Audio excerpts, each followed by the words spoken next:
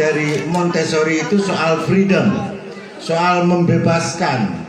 Ini bagaimana diterjemahkan ke dalam prakteknya nanti. Bukankah itu akan memusingkan ketika anak-anak itu bebas ya kan? Malah dalam pendidikan Islam itu 7 tahun pertama raja, 7 tahun dan seterusnya. Kita harus memperlakukan seperti raja katanya ya. Jadi boleh sewenang-wenang mereka, sepertinya begitu. Padahal itu raja yang dolim. Kalau raja yang adil kan nggak boleh sewenang-wenang. Jadi raja yang adil dimaksudnya, artinya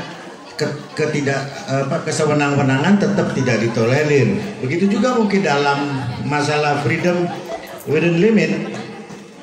Saya pakai model keponakan saya ini di sini. Salah satu prinsip Montessori yang penting dalam kelas itu adalah respect. Menghormati, menghargai, hargai semua bentuk aktivitas yang masuk akal. Jadi tanpa batasan, mereka dibebaskan di mana anak-anak terlibat di dalamnya. Dan cobalah untuk memahaminya.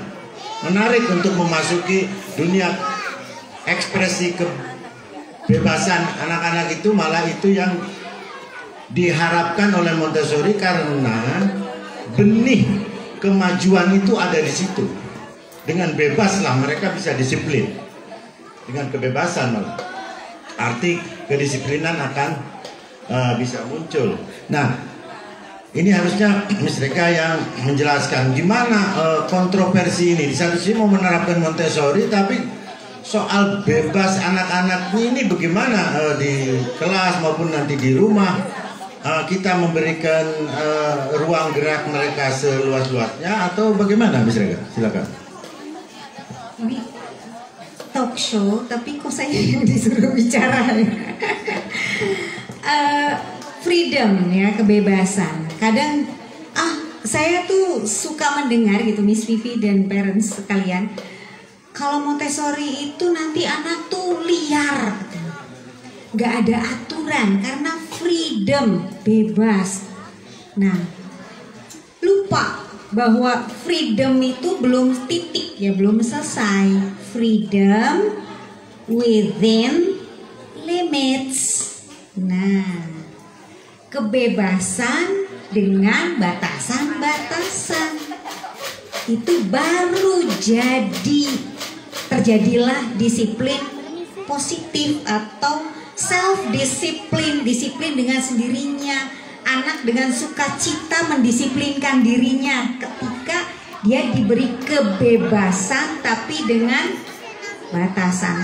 Contoh yang paling gampang itu Pak Soleh, kalau kita di kelas itu ketika anak mau beraktivitas itu dia punya wilayah kerja. Tadi kan sebagai raja, kalau yang di bawah 7 tahun itu artinya Pak Raja itu punya wilayah, ya kan? Wilayah misalnya dulu Tarumanegara atau apa ya, Raja Sailendra, Raja itu kan Raja Sailendra tidak ke Jawa kan, tidak menguasai Jawa, dia hanya di Sumatera kan. Raja Majapahit hanya di Jawa, dia punya wilayah dan teritori itulah yang dihargai. Anak juga sama, punya wilayah kerja yang harus dihargai, tidak boleh diintervensi. Wilayah A sama wilayah B masing-masing saling menghormati. Itu yang dimaksud kebebasan Pak Soleh. Nah, selanjutnya pengalaman dari parent kita mau berbagi. Sebagian itu kan gini masalahnya. Ketika program asuhan itu tepat sasaran misalkan, kan jadi favorable. Perilakunya itu yang kita harapkan, dan salah treatment atau salah perlakuan maka unfavorable yang akan mengganggu kelangsungannya. Nah, pengalaman bunda-bunda depan yang mana ini yang perlu kita mintai, karena ya Bunda Pika ya, gimana sih di rumah akhirnya bisa bekerja sama dengan anak-anak, mendampingi anak tuh di rumah bagaimana sehingga ya kita punya penilaian menarik sekali dari yang terjadi pada Vika ini gitu kan. Iya, silakan. Baik, assalamualaikum warahmatullahi wabarakatuh. Iya, perkenalkan saya Bundanya Vika. Mungkin untuk sebagian besar jarang lihat saya karena memang saya dengan aktivitas saya, maka suami saya yang biasanya nganter, jemput dan lain sebagainya. Cuma saya juga nggak paham, awalnya nggak paham kenapa saya harus duduk di sini. Lalu kemudian tadi saya bertanya sebenarnya apa yang istimewa di Vika. Lalu kemudian sampai saya harus membagi cerita saya gitu kan ya. Lalu dikatakan Vika itu dewasa katanya. Entah benar atau salah, mungkin Miss Ade bisa sampaikan gimana sih Miss Vika itu di sekolah Miss. Iya baik Bun, mungkin ini karena Ade membersamai Vika sudah dari kelas 1 ya. Jadi dari kelas 1 sampai kelas 4 itu terlihat sekali bahwa Vika itu betul-betul dewasa. Dewasa dalam artian dia itu mandiri, disiplin. Dan ketika di kelas pun tidak hanya di luar kelas, dia bisa bergaul dan bersosialisasi dari yang atas maupun dari yang bawah gitu. Untuk Vika itu kelas 4 sekarang, dia bisa bergaul dengan adik-adik kelasnya, dia pun bisa bergaul dengan kakak-kakak kelasnya. Di kelas sendiri ketika saat penyampaian materi itu Vika itu bisa menjadi bisa dibilang asprinya adik gitu, asisten pribadi. Jadi begitu adik menyampaikan materi kepada teman-teman, Vika paham. Nah di kelas kebetulan di kelas Vika sendiri itu ada yang spesial juga. Jadi ketika adik selesai dengan teman-teman yang lainnya, biasa individual. Nah Vika itu membantu untuk ke teman yang spesial ini, Miss biar sama saya saja gitu. Dan dilihat memang betul apa yang adik sampaikan ke teman-teman itu ya Vika sampaikan lagi ke teman tersebut gitu. Jadi kenapa dibilang mungkin itu dewasa seperti itu gitu. Dan dia ketika diberitahu sesuatu dia mengikuti instruksi meskipun dia melakukan kesalahan, dia itu tidak malu untuk mengucapkan maaf ya Miss, saya salah ya. Iya deh nanti lain kali nggak diulangi. Mungkin yang itu buat adik pribadi itu kan sukses gitu bundanya untuk pola asuh di rumah betul emes banget gitu. Anak usia di 9-10 ya Bun. Iya 10 tahun ya, 10 sudah tahun. Bisa gitu. Mangga iya. Ini kita pengen tahu nih Bun, kunci sukses pola asuh di rumah Bunda itu seperti apa? Mungkin Bunda bisa sharing kepada bunda-bunda yang lainnya gitu. Masya Allah. Ya mungkin belum menjadi contoh yang baik, cuman ingin berbagi apa yang biasa saya lakukan saja. Saya yakin ibu-ibu hebat di sini, bapak-bapak hebat di sini juga punya cara dan pola yang menurutnya benar ataupun sudah dijalani dengan baik. Hanya saja saya sekali lagi tidak bermaksud menggurui, tapi hanya berbagi apa yang biasa saya lakukan di rumah. Sejak awal memang pemilihan sekolah di sini itu melalui proses yang cukup panjang ya, lalu kemudian dengan segala latar belakang yang disampaikan sekolah, lalu kemudian kami cocok, saya dan suami sebagai orang tua cocok untuk bisa menyekolahkan Vika di sini dengan konsep yang Montessori, lalu kemudian tadi bebas terbatas, lalu kemudian mengedepankan go green-nya, lalu mengedepankan hal-hal yang sifatnya sehat gitu ya. Itu sejalan dengan prinsip di keluarga kami. Dari kecil, dari dia bisa mulai menilai mana makanan yang baik dan tidak, itu dia sudah mulai tahu, lalu dikonsepkan lagi, dikuatkan lagi dengan pendidikan yang dilakukan di sini. Dan saya juga di rumah menerapkan betul bagaimana dia itu harus memanage dirinya, mulai dari makanan yang dia masuk, perilaku yang dia harus lakukan, sikap-sikap hidup yang bisa dia jalanin, itu semua ya melalui proses dengan bincang, dengan ngobrol, dengan santai gitu ya, dengan memberi contoh, dengan melakukannya. Kalau dari versi kebiasaan hari-hari yang biasa kami lakukan ya, dari makanan saya dulu. Makanan yang saya siapkan ya, saya berusaha untuk memberikan, ya saya yakin ibu-ibu semua juga mau melakukan yang sama gitu. Tapi mungkin saya berbeda, mungkin teman-temannya juga merasakan gitu ya, bahwa setiap kali Vika juga selalu bawa jus sayur ya, jus sayur, jus buah itu setiap hari. Buah dan makanan yang real food itu selalu ada dalam kotak makan Vika, dan itu membuat penasaran teman-temannya katanya gitu ya. Dan si Vika ini sering diminta oleh teman-temannya, gimana sih rasanya, ya silahkan aja kalau memang mau dicoba gitu. Dan itu sudah berjalan 3-4 tahun terakhir ya. Jadi buat Vika minum jus sayur setiap hari itu nggak masalah gitu. Lalu kemudian makanannya juga kami, ya saya sebagai ibunya juga selalu berusaha ada buah gitu di kotak sayur, kotak makannya ya, kotak bekalnya. Lalu kemudian meminimalisir juga makanan yang maaf bertepung gitu ya. Benar-benar kami nyoba untuk bisa real food aja gitu. Nah, itu kami jaga dengan konsisten, sehingga konsisten itu juga mungkin pengaruh bagi Vika bahwa oh iya, dari hasil konsisten itu ada gitu, ada hasilnya. Dia bisa menarik kesimpulan bahwa ketika saya makanannya baik, saya bisa beraktivitas dengan nyaman, saya selalu sehat, saya selalu bisa senang untuk bisa kemana aja. Karena saya rasa Vika itu jarang sekali sakit, dia itu jarang demam, batuk, pilek, lelah apa itu enggak. Dalam 1 bulan kami keliling kota, keluar kemana-mana, itu Bali, Bandung, Jakarta, dalam kurun waktu 3 minggu nggak ada hentinya, dia sehat aja, dia fit aja. Dan memang itu real foodnya nggak tinggal, meskipun kami keluar kota ya real foodnya selalu kami jalankan. Nah itu ya 1 poin. Jadi dari selalu sehat, selalu jaga sehat itu Vika ngerasanya baik-baik aja gitu. Dia nggak pernah ngerasa kecapean.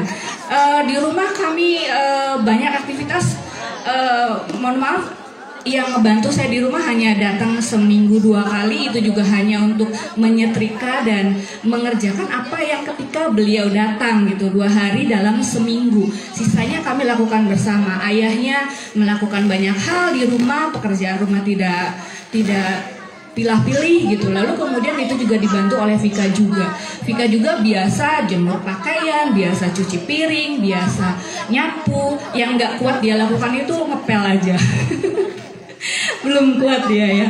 Tapi setiap pembiasaan yang kami lakukan ya dimulai mungkin dari rumah. Ketika setelah selesai makan juga kami upayakan, kami beri contoh gitu untuk segera selesai makan itu dicuci piringnya, lalu kemudian ditempatkan di tempatnya. Itu sudah kami lakukan. Bahkan anak saya yang pertama, yang laki-laki juga kelas 3 SMP, ketika sekarang posisinya lagi di pesantren gitu ya, ketika berada di rumah pun ya dia akan melakukan hal yang sama, karena saya sudah melakukannya sejak anak saya yang pertama gitu ya. Lalu kemudian mengenai kebiasaan belajar ya, saya memang membebaskan untuk Vika mengeksplor dirinya. Saya cukup sediakan, saya sediakan berbagai jenis buku atau dan lain sebagainya. Kebetulan di rumah banyak buku, dan ya mau dia belajar atau mau dia tidak belajar itu saya bebaskan, karena saya tahu porsinya. Karena saya tahu dia melakukan banyak hal, dia mengeksplor banyak hal.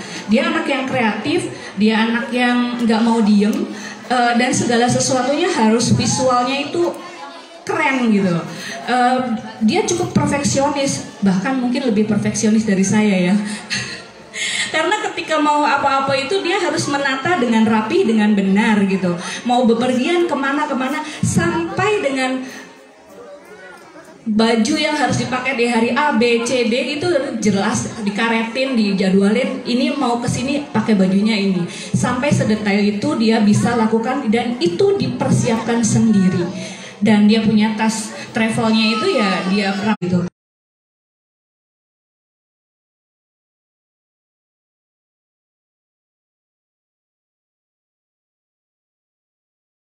ada yang ditanyakan gitu ya. Saya sifatnya biarkan dia mengeksplor segala sesuatunya dengan keinginannya gitu. Jadi ya menyenangkan aja membersamai dia. Saya nggak pernah menjadwalkan setiap hari harus belajar gitu, tidak. Tapi lebih ke bangun tidur itu ya dia harus siapkan bekalnya sendiri. Dari kelas 1 kebetulan ketika di awal kelas 1 itu kan mulai Juli ya, saya tidak membersamai beliau, tidak membersamai Vika itu sampai dengan September karena saya waktu itu berhaji. Jadi mungkin kemandirian Vika itu salah satunya ya karena dari kecil dia sudah diajarkan untuk sendiri bersikap bagaimana yang terbaik buat dirinya gitu ya. Jadi saya tinggalkan waktu itu karena berhaji, lalu dia punya langkah sendiri gitu. Saya harus bagaimana, ya memang sih tentunya atas arahan gitu ya. Nah lalu kemudian dari situ juga anaknya mau mengembangkan diri gitu, mau belajar banyak hal gitu, dan ya semua itu mungkin berefek baik gitu ya, sehingga sampai sekarang anaknya bisa lebih mandiri. Dan mungkin kepribadian juga berpengaruh. Anaknya memang supel, anaknya memang bisa bergaul dengan siapa aja, dan dari kecil itu seperti itu. Mungkin melihat contoh sekelilingnya ataupun mungkin melihat contoh terdekat saya gitu mungkin ya, karena saya mungkin kalau dalam keseharian sih mungkin dia lihatnya saya bisa bergaul dengan siapa aja juga mungkin gitu, sehingga dia mencontoh seperti itu. Lalu apa lagi ya? Apa lagi ya, Miss? Enggak Bunda, barangkali ada lagi atau emang sudah nih? Udah banyak juga sih memang tadi udah sampaikan. Kalau untuk satu hal nih Bun yang tadi valid banget, kalau memang Vika itu perfeksionis betul. Perfeksionis ya. Betul, pernah saat itu jadi kita lagi di kelas nih. Vika udah selesai, yuk tanggung Miss satu lagi aja, kita kayak gitu.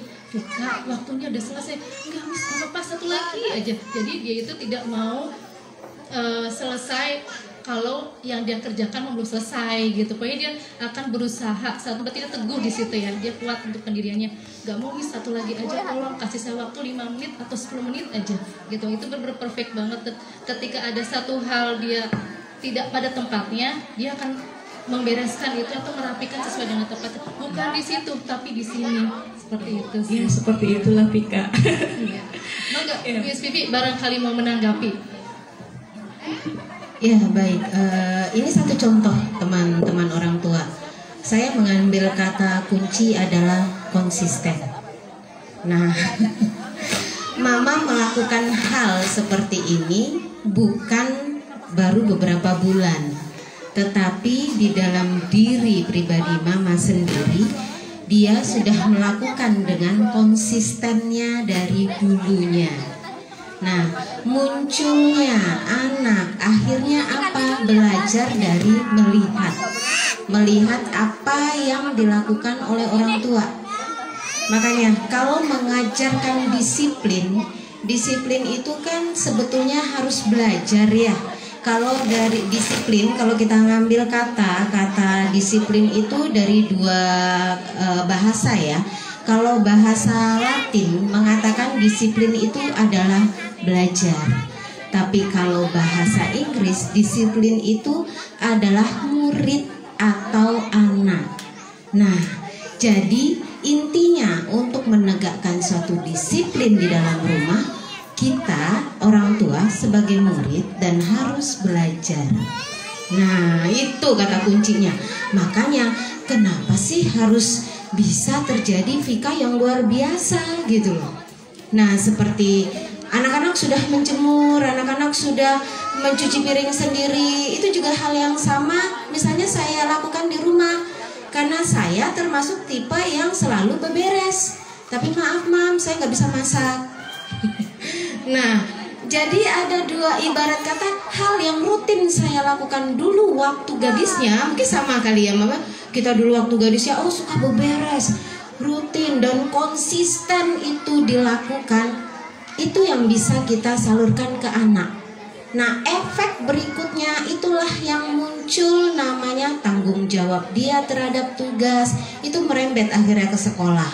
Nah, yang Miss Ade katakan, oh iya, dia akhirnya menjadi orang yang perfeksionis. Pada saat melakukan tugas dia belum selesai, namun dia bisa mengkomunikasikan.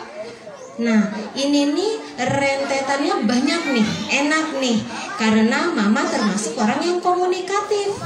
Nah, dia melihat bahwa oh, mama saya kalau bertemu dengan orang lain, hey, apa kabar? Oh iya, padahal mamanya nggak kenal. Jadi hanya say, hey, senyum. Oh iya, mama saya ramah. Nah, itu yang saya lakukan pada saat saya bertemu dengan teman saya. Oh iya, sini saya bantu. Jadi itu adalah pembelajaran bagi anak. Nah, secara tidak langsung anak belajar ya. Nah, jangan serta-merta, Bu Vivi, gimana nih menjalinkan disiplin, mengajarkan disiplin di rumah saya. Nah, nanti begitu saya tanya, orang tuanya saja nggak disiplin, tidak paham dengan kata disiplin. Ya, namanya disiplin itu belajar sampai akhir hayat. Nah, jadi makanya yang di awal saya katakan, belajarnya sampai kapan? Berdasarkan perkembangan usia anak. Kalau usia anak sudah SMP, SMA itu akan berbeda lagi. Nah, usia SD adalah usia yang paling mahal dan kita harus membersamai anak. Nah, kenapa saya katakan mahal? Ini adalah usia panjang. Nah, mama membersamai ini, mama-mama luar biasa membersamai, itu sudah terjalin.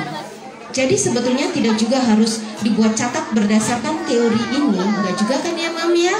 Nah, jadi itu spontanitas yang dilakukan. Tetapi BBM yang saya katakan itu mama sudah masukkan. Sayur menjadi menyenangkan bagi anak pada saat mengkonsumsi. Saya belajar nih satu, saya sampai masuk rumah sakit gara-gara tidak mau makan sayur dan buah. Jadi tidak ada zat besi di dalam badan saya. Yang sangat merugikan bagi saya adalah tidak bisa menikmati teh dan kopi. Nah, itu tuh gak enak, Mam. Jadi alhamdulillah belajar, Masya Allah. Oh iya, saya tadi berpikir, oh kenapa gak itu yang dari dulu ya. Jadi masing-masing teman-teman orang tua pemfokusannya berbeda-beda. Mama fokusnya untuk di sehatnya dengan cara konsumsi sayur, buah, tetapi dilakukan konsisten. Ingat ya, kata kuncinya adalah konsisten. Masing-masing pilihan orang tua.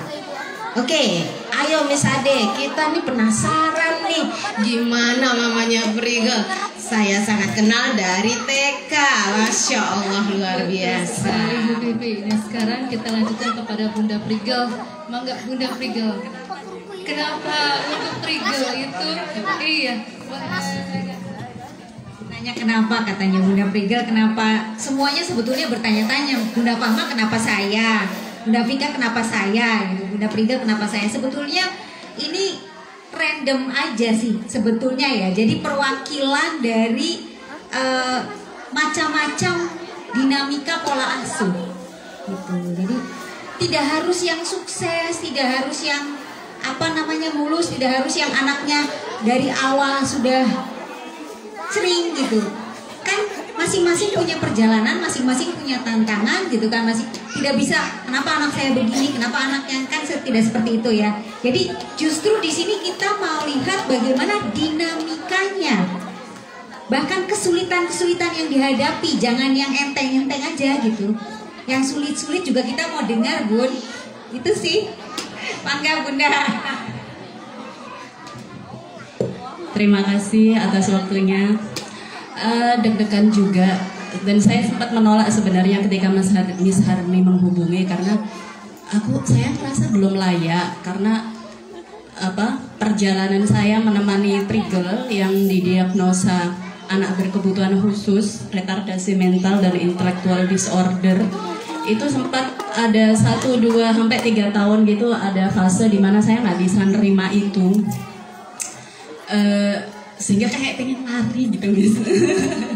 Larinya waktu itu saya menyibukkan diri di sekolah, nerima job di luar sekolah, dan yang terjadi kemudian adalah semakin kacau.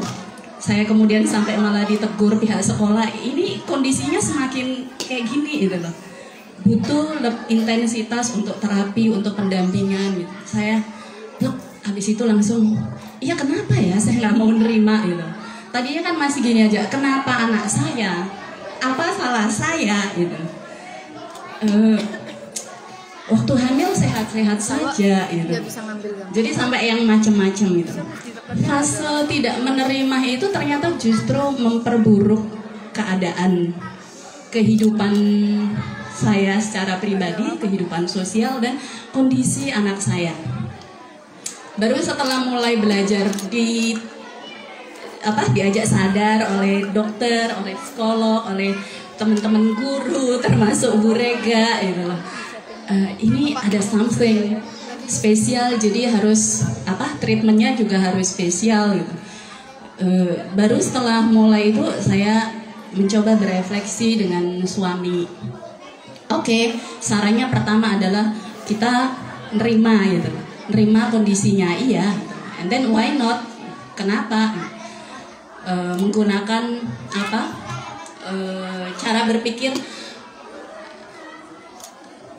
religius gitu ya, spiritual. Oke, aku terpilih. Aku terpilih untuk diamanai anak spesial ini, berarti kita istimewa. Belum sepenuh hati sih Mbak Wina.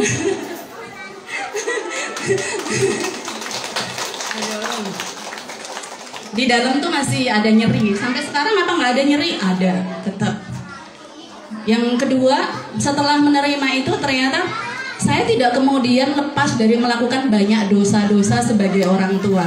Dosa-dosanya gini, anaknya Bu Obi, anaknya Mbak Christine sudah bisa ya, kok anakku belum? Kok susah banget ngebelajarin dia untuk bisa bilang, nanya, menjawab pertanyaan, halo apa kabar, baik, itu harus terapi sampai bertahun-tahun gitu.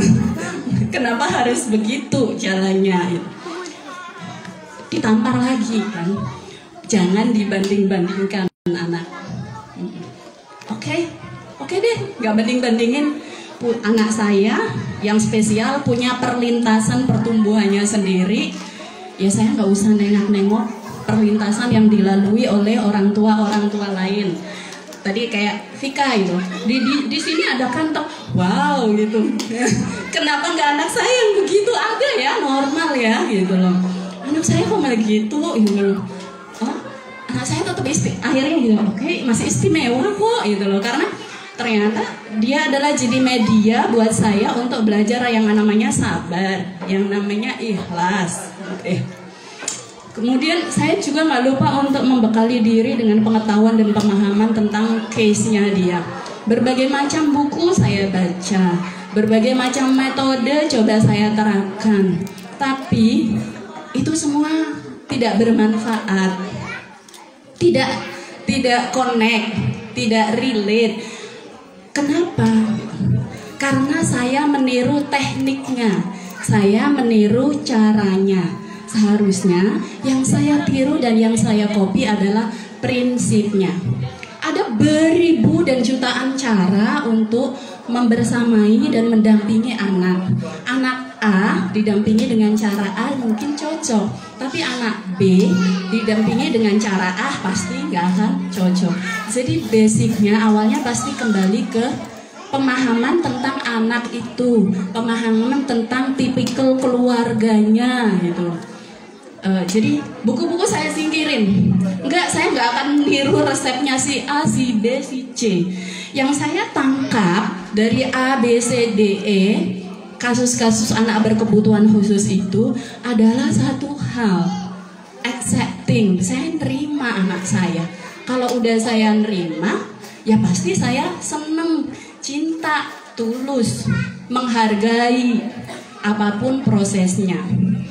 Saya mau cerita pas zaman COVID, itu saya 2,5 tahun prigel, saya konsisten tiap hari. Dia belum bisa pegang remote, kalau belum beresin tempat tidurnya. 2,5 tahun sampai sekarang yang namanya dia keluar dari kamar, selimut itu sudah rapi banget. Sampai saking terobsesinya nggak mungkin ternyata beresin selimut itu susah karena gede kan gitu, agak susah. Di mana anak-anak terlibat di dalamnya dan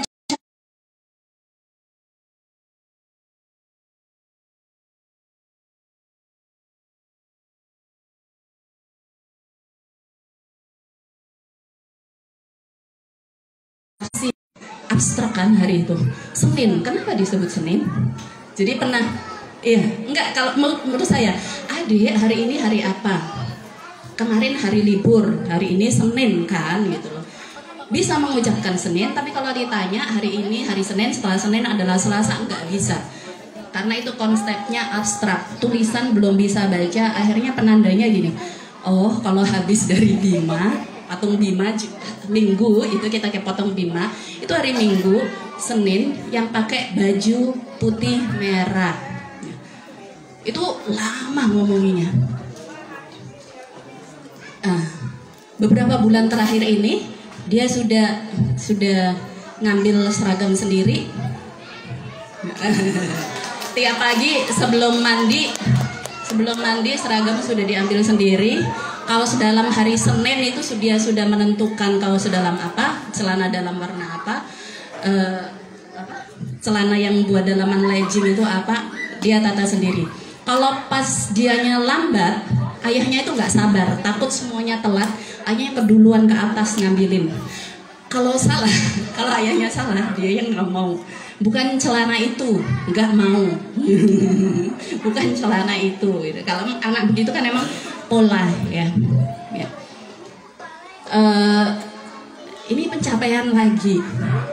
Sekarang lagi PR, lagi project apa lagi nih untuk Prigel soal project kemandiriannya. Walaupun saya masih tetap merasa ada hal-hal yang mungkin gak bisa saya kerjakan di rumah terkait dengan calistung, sama sekali gak bisa disentuh, gak bisa dipaksa. Karena gak bisa dipaksa, akhirnya saya ngambil porsi di tumbuh kembang mental dan perilakunya. Kita garap ini betul ayah. Saya komunikasikan ke ayahnya karena memang tidak semua bapak-bapak walaupun pengertian, sabar, kadang efeknya nggak baik kan, karena cenderung anak lebih lebih ke bapak karena banyak hal yang diturutin, bapaknya nggak punya betul, itu ganggu, obstacle buat saya, dan seringkali yang jadi bahan kita kalau di belakang nggak kayak gitu caranya. Oke, mungkin itu kali ya. Tapi kalau soal yang calistung, apakah saya resah banget? Resah. Konsultasi hasil tes IQ-nya kan menyatakan bahwasanya dia hanya bisa menguasai kemampuan anak sampai anak SD kelas 6, artinya hanya bisa calistung kan. Itu sedih banget. Oh iya, apa memang ada? Apa memang itu pasti fix begitu gitu loh. Saya bertahun-tahun percaya dengan itu. Tapi kemudian kemarin pas ke Gramet nemu buku yang namanya Limitless Brain. Saya jadi punya harapan. Saya ngerasa gini, oh ini tuh ada banyak testimoni, bukti dan hasil penelitian bahwasanya bahkan anak Down syndrome, anak berkebutuhan khusus yang autis kan jelas memang kalau soal akademik nggak bisa diragukan lagi, tapi kalau kasus Down syndrome, slow learning kayak gitu, ternyata banyak cerita suksesnya gitu loh, dengan berbagai macam treatment dan perilaku yang terstruktur, sistematis dan logis gitu. Akhirnya aku bilang ke suami, saya udah nggak mau percaya lagi dengan kata psikolog yang bilang anak saya hanya bisa sampai calistung tok. Lalu ya sudah, dia itu cuma senangnya saya boleh pegang buku itu kalau mau tidur aja. Saya bacain cerita pendek, kemudian comprehension apa di mana, siapa, bagaimana, mengapa. Pertanyaan itu setelah cerita pertanyaan 5 itu. Dan itu kayaknya jadi trigger. Dia kemudian mampu memahami informasi, mampu memahami fakta, mampu menghubungkan, mampu mengklasifikasi gitu. Mampu bandingin walaupun masih pada skala sangat sederhana. Tapi kan ini berarti mematahkan hipotesa psikolog itu bahwasanya dia hanya bisa kemampuan Charleston dasar. Lah, buktinya ini dia bisa menjawab pertanyaan mengapa. Itu kan pertanyaan high order thinking ya. Bisa kok walaupun kasusnya bukan kasus yang kompleks, kasus sederhana tapi bisa gitu. So, mungkin itu perjalanan saya dan masih banyak PR. Terima kasih. Mohon maaf kalau ada salah-salah kata. Assalamualaikum warahmatullahi wabarakatuh. Terima kasih, Maka Miss Vivi. Satu kata untuk Mama, hebat. Sudah bisa menjadi terapis untuk anak sendiri. Itu yang paling penting. Yang Mama katakan tadi adalah beberapa program sebetulnya yang kita terapkan di dalam terapi itu, Mama. Jadi ada nanti program yang 5W1H itu memang mengarahkan keseluruhannya. Nah, yang Mama lakukan itu sudah sangat tepat. Dan ada poin bahwa Mama di sini mengenali, ibarat kata memasuki prigel dengan benar-benar. Jadi mengenali, oh anak saya sudah tegak diagnosa A. Yang saya lakukan adalah seperti ini. Dan Mama sudah paham bahwa karakteristik wataknya prigel seperti apa dan mempunyai program tersendiri untuk prigel.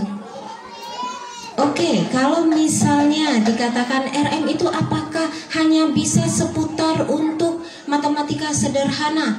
Secara teoritis memang iya. Tetapi ini kan dimasukkan ke dalam kerusakan otak, ya Mam ya. Jadi itu masuk ke dalam kerusakan otak. Kapasitasnya penentuan tegak diagnosanya suatu tenaga ahli memang dari teoritis. Ada beberapa kasus yang luar biasa dilakukan dengan anak-anak yang mengalami retardasi mental. Saya punya satu contoh kasus anak retardasi mental itu dia sangat bagus dengan menghafal Quran tetapi melalui auditori. Dengan tingkat intelijensinya waktu itu 45 tingkat intelijensinya, tetapi dengan review orang tua yang rutin melakukan untuk pembacaan Quran, alhamdulillah hafal dia 30 juz itu. Nah, Mama bisa menemukan satu keunggulan yang dimiliki oleh seorang anak. Itulah yang kita mumpuni dan menyemangati dia untuk ke depan. Nah, dengan titik Mama sampai di bahasa saya sudah bersahabat dengan apa yang Allah kasihkan itu udah luar biasa.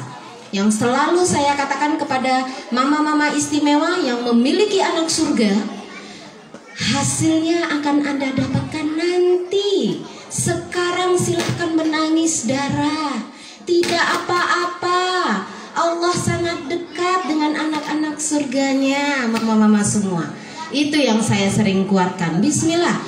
Kebingungan di sini, aduh, ayo kita merem dulu, kita buka mata lagi, ke depan masih ada kok. Insya Allah. Makanya banyak kasus-kasus yang terkadang munculnya ada yang lebih pahit lagi. Mungkin Mama sebagian mendapatkan dari kecil. Ada yang mendapatkan, saya ada kasus Mam, dia sudah, wah sudah sangat luar biasa, sudah keren, sudah ini. Tiba-tiba di kelas 3 SD, spontanitas ada virus yang masuk ke otaknya dan membuat anak ini menjadi cerebral palsy. Itu patah hatinya satu keluarga, Masya Allah. Tetapi begitu bertemu satu kata dari mamanya, kami kuat. Allah kasihkan kami anak surga. Allah ini lagi bersama kami, Miss Vivi. Itu yang saya lakukan, Masya Allah, 4 jempol pinjem saya gituin. Nah, jadi tuh bismillah, Mam. Ada rahasia terbaik yang Allah berikan untuk kita. Di situ ada mama, masya Allah, mama sabarnya mama belum tentu teman-teman kita semua sebagai mama-mama belum tentu punya sabar kayak mama. Masya Allah. Saya membersamai teman-teman anak spesial itu dari tahun 98. Jadi sangat mengenal banget dan mama-mama yang dulu itu sampai perginya itu keluar dari Indonesia, Mam. Ini saya mau kemana? Saya mau kemana? Papahnya mencari uang mati-matian, anaknya saya harus tinggal di negara Sam sana, saya harus pergi ke Singapura sana, sampai mereka itu harus keluar dari Indonesia. Tetapi sekarang Indonesia sudah luar biasa. Mama-mama yang membersamai anak-anak spesial itu saya sudah angkat jempol nih sama Mama Prigel, dalam artian sudah bisa menjadi terapis untuk anak sendiri. Berawal dari mana? Menerima, lalu memahami anak benar-benar full. Oke, saya tidak ini kan untuk di akademiknya. Loh, dia punya kemampuan dengan melipat saja, merapikan tempat tidur, itu udah luar biasa. Ada beberapa anak lain yang belum bisa melakukan itu.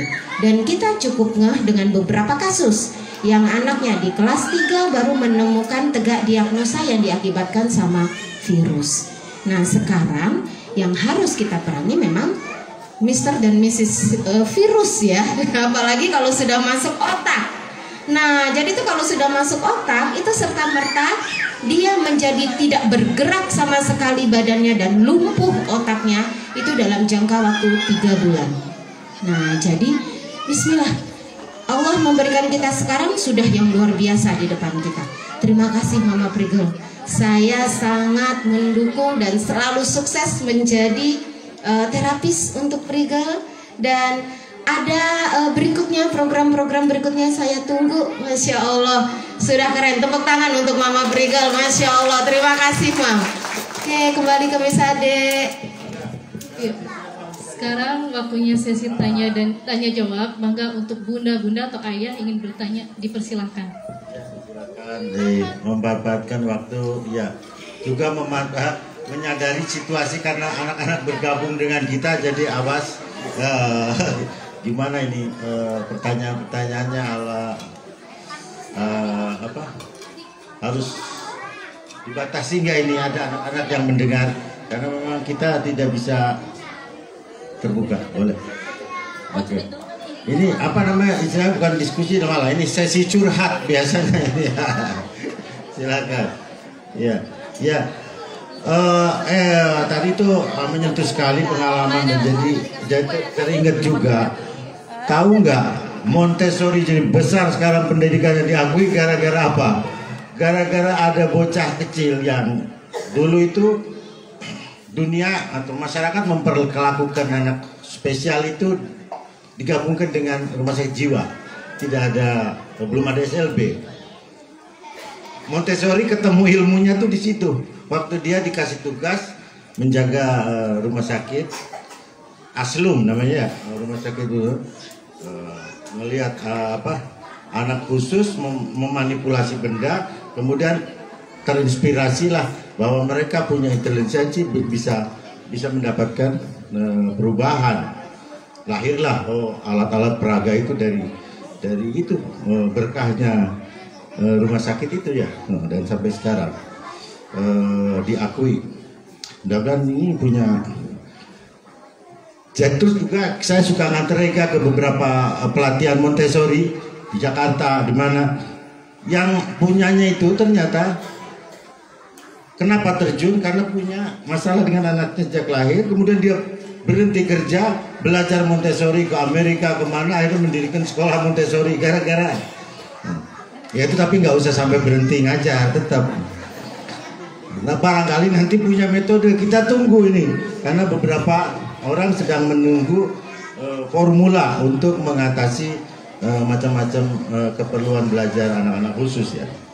Mangga silakan, tadi sudah ada yang angkat tangan. Assalamualaikum warahmatullahi wabarakatuh. Terima kasih atas kesempatannya. Saya terkesan sekali dengan sharing yang disampaikan oleh bunda-bunda semuanya. Dan sedikit banyak ada beberapa yang relate dengan anak saya juga. Seperti Bunda Fahma pada saat cerita Fahma itu pas ditanya jawab, itu saya relate banget karena anak saya pun seperti itu. Waktu dulu pas baru mau masuk TK Auli ya, ditanya namanya siapa, terus dia jawab plong banget rasanya. Itu relate banget. Begitu juga yang Bunda Vika, tapi saya kalau di Bunda Vika penasaran sama real food aja.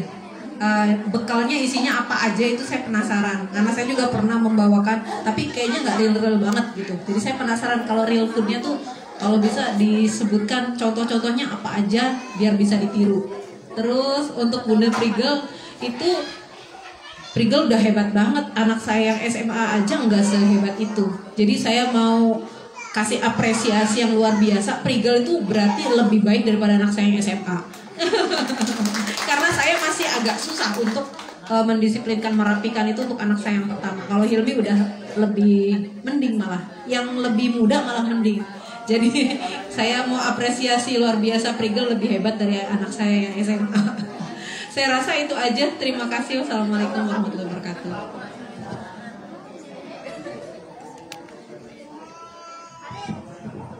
Baik, terima kasih Bunda Hilmi. Mungkin ditanggapi dulu sama Bunda Vika mengenai real foodnya. Iya, silakan Bunda.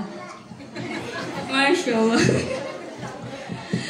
Aduh, ya sharing aja ya, bukan berarti saya melakukan hal-hal yang terbaik, bukan, hanya mencoba melakukan yang bisa saya lakukan saja.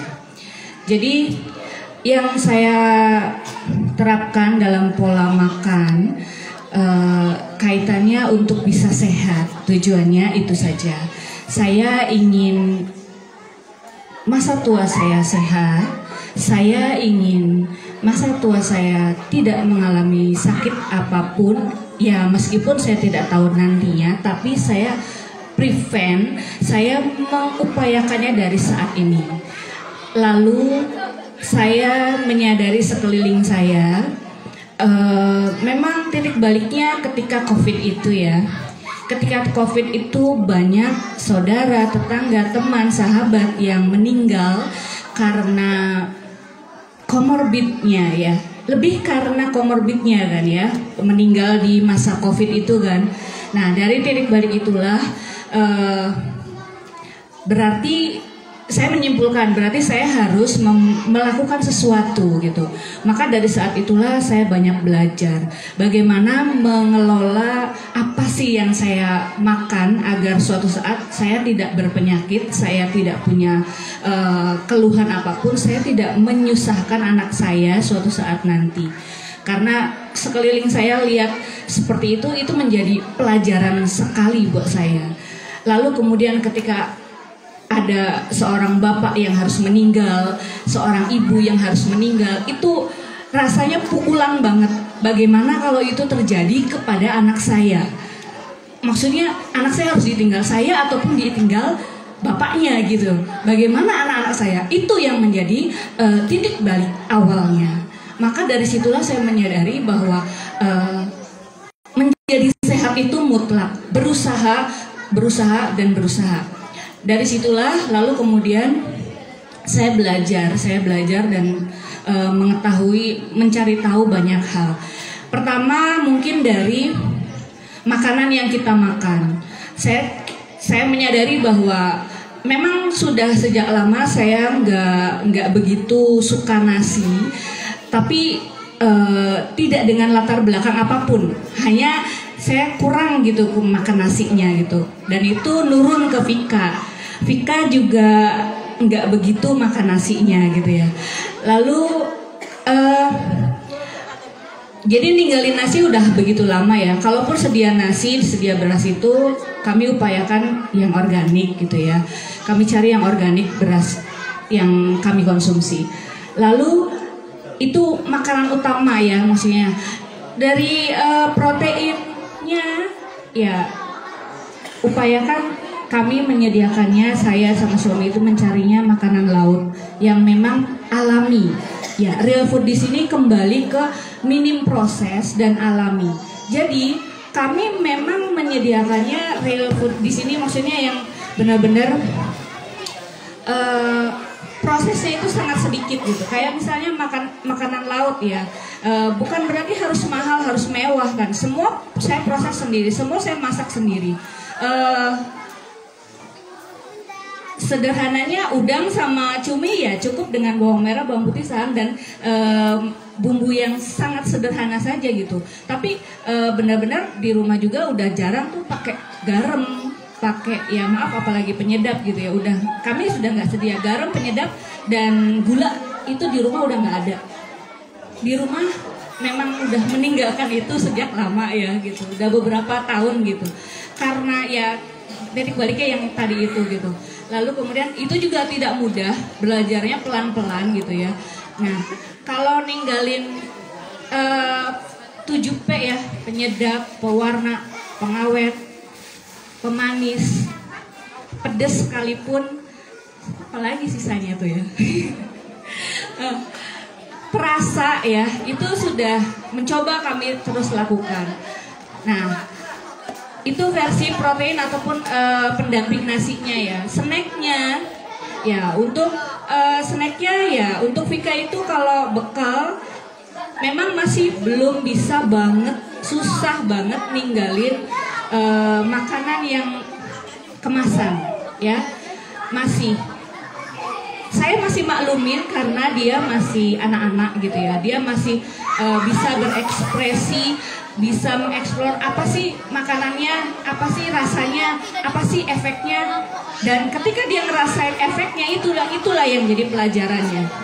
Ketika dia makan, minum, beli jajan yang manis yang di luar batas bagi saya gitu dan yang biasa saya lakukan di rumah, maka akan ada efek gatel udah tenggorokannya. Nah, besoknya agak mungkin batuk atau bagaimana gitu, agak gatel gitu ya. Nah, nanti saya tanya, apa yang kamu makan? Oh iya, saya ingat begini, saya jajan ini, Vika jajan ini gitu. Oh ya udah, berarti besok-besok kesimpulannya apa? Jangan diulangi. Kalau misalnya mau ngulang ya nanti ada resiko seperti itu. Lalu jajanan yang saya siapkan untuk bekalnya Vika juga ya, saya beli atas kontrol saya. Jadi tidak bisa dia semaunya gitu ya. Kalau memang itu masih dalam batas kewajaran, saya siapkan gitu. Ya, kalau buah potong itu saya upayakan ada. Kalaupun utuh ya, misalnya kayak jeruk itu berarti utuh seblondong gitu ya. Nah itu selalu ada, saya upayakan. Kalau makanan yang kayak snack bercoklat apa gitu ya, dia akan ngerasain efeknya. Jadi gatel, jadi batuk gitu ya. Tapi itu segera pulih karena daya tahan tubuhnya itu bagus. Karena jus sayur, jus buahnya jalan gitu. Dia nggak heran, dia nggak ragu untuk minum jus pakcoy, jus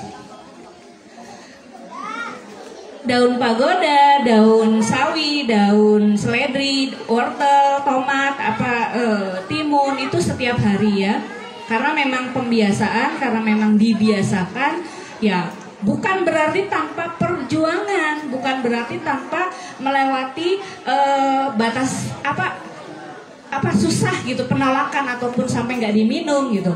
Seringkali pulang dari sekolah itu nggak diminum, setengahnya masih sisa, sementara itu kan teroksidasi, nggak bisa dimakan ya, nggak bisa diminum ya. Maaf, minum dulu ya.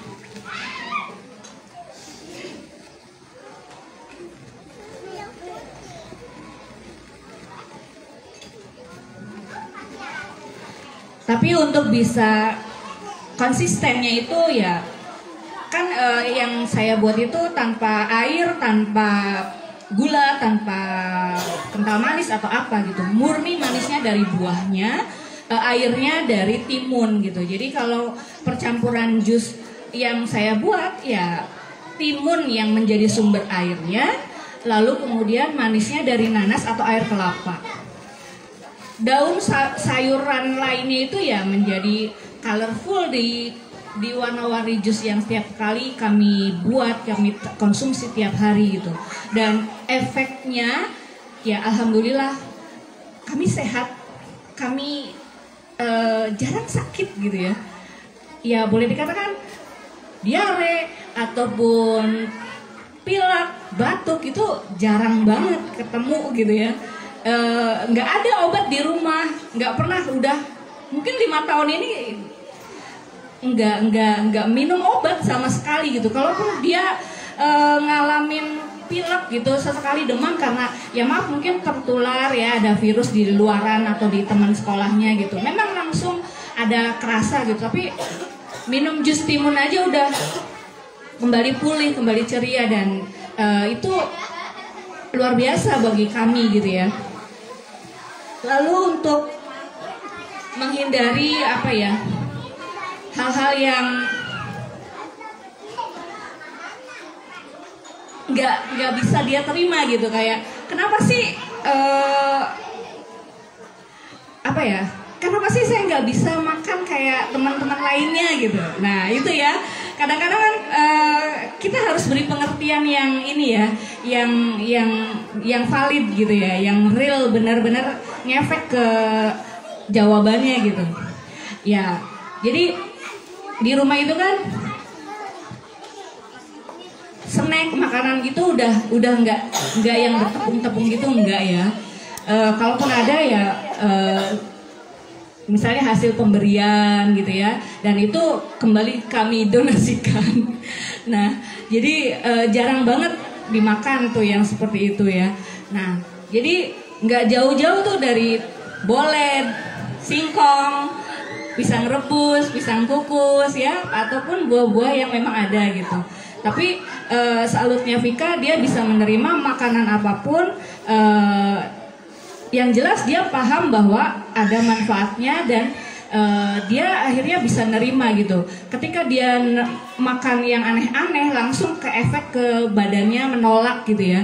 Dan itu menjadi hal positif bagi saya. Saya rasa cita-cita saya untuk bisa sehat, untuk masa tua nanti saya itu sehat gitu, tidak berpenyakitan, tidak merepotkan anak-anak saya. Mungkin setidaknya langkahnya dimulai sudah saya lakukan gitu, sehingga suatu saat ya Vika pun akan punya penilaian bahwa dia harus memperlakukan dirinya itu seperti apa, memperlakukan ibu dan bapaknya itu seperti apa.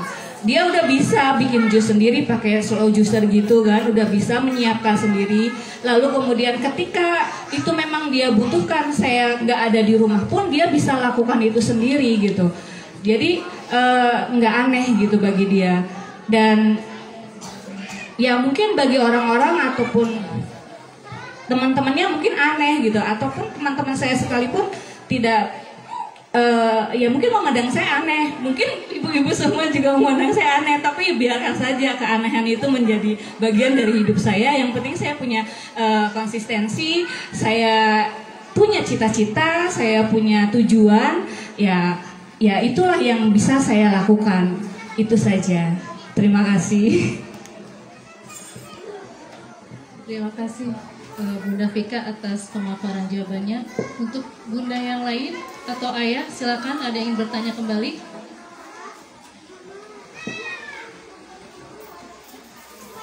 Ya, silakan, atau mau sharing juga tidak apa-apa, mangga. Adakah? Waktunya masih panjang, betul. Ada lagi? Oke, boleh.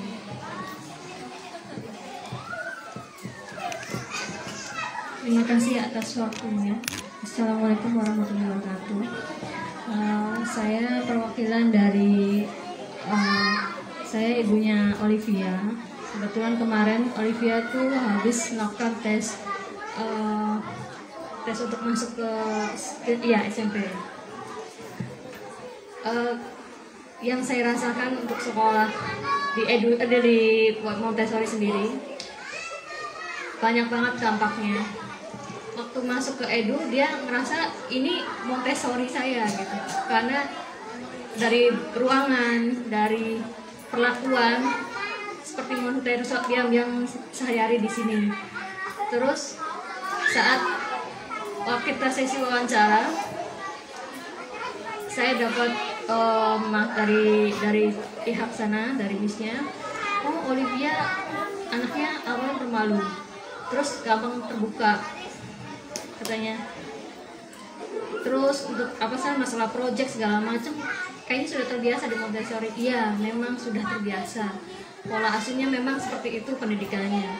Terus untuk pencapaian saat melakukan tes, bisa kasih jam itu sampai dari jam 9 sampai dengan jam 11. Biasanya tes anak-anak itu katanya hanya sebentar selesai gitu kan. Nah kebetulan sama Olivia tuh lama. Gimana untuk Olivia waktu melakukan tesnya? Anaknya cukup serius katanya gitu. Dia istilahnya tidak mau gegabah melakukan tes, padahal sama saya udah kalau istilahnya kerjakan yang bisa segala macam, tapi dia mau coba untuk mencoba untuk melihat terbaik gitu. Padahal di sekolah itu sendiri bukan pilihan dia awalnya, cuma karena dia pas lihat tampilan sekolah segala macam, dia merasa kembali ke SD lingkungan gitu. Jadi dia langsung gimana? Oke katanya gitu. Kapan terimanya mah katanya. Jadi lingkungan di sekolah ini menempel sekali buat Olivia, karena dia ditambah kelas-kelasnya kelas kecil kan, 15. Katanya gimana pendidikan di sekolah? Memang di sekolahnya biasa kelas kecil begitu ya. Jadi makanya nggak kaget dia tes sendirian di ruang sendirian, tidak ada rasa terintervensi di ruang dalam kondisi sendiri itu. Alhamdulillah, terima kasih atas semua bimbingannya dari sekolah segala macam untuk merasa kenyamanan itu susah untuk anak-anak seperti itu kan, susah sekali kalau lingkungan sekolah itu tidak mendukung.